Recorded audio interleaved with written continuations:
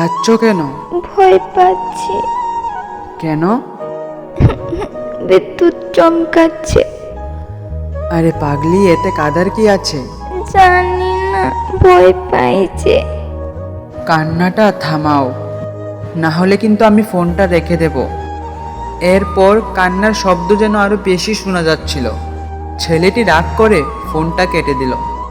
অন্যদিকে মেয়েটি ভয়ে এবং কষ্টে আরো বেশি কাঁদছিল। 20 মিনিট পর ছেলেটি আবার মেয়েটিকে কল করলো। হ্যালো,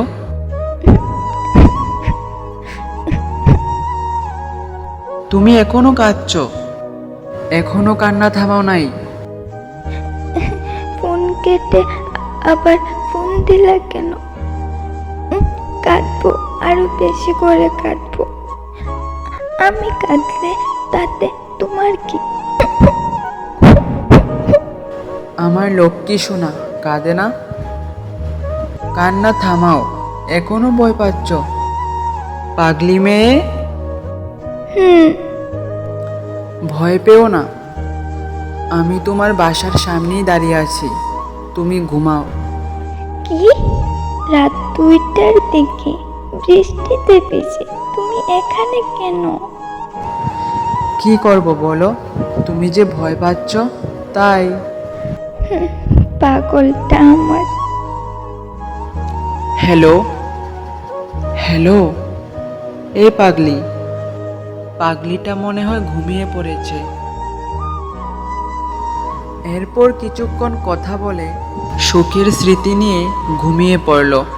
আর ছেলেটি ভালোবাসার টানে ভোর পর্যন্ত এই বৃষ্টিতেই থেকে গিয়েছিল। তবে পরের দিন থেকে ছেলেটিকে আর খুঁজে পাওয়া যায়নি।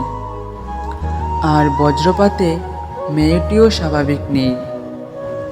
হয়তো চিকিৎসাধীন পড়ে আছে কোনো এক মানসিক হাসপাতালে। কিন্তু এখনও মেয়েটি তার মোবাইলে তার প্রিয় মানুষটির ছবি দেখে কান্না করতে দেখা যায়। তবে এখনও মেয়েটির বাড়ির বাইরে বৃষ্টির দিনে মধ্যরাতে সেখানে একটা আওয়াজ শোনা যায়। কেউ যেন বলছে, ভয় পেও না পাগলি, আমি তোমার বাসার পাশেই দাঁড়িয়ে আছি, তুমি ঘুমাও।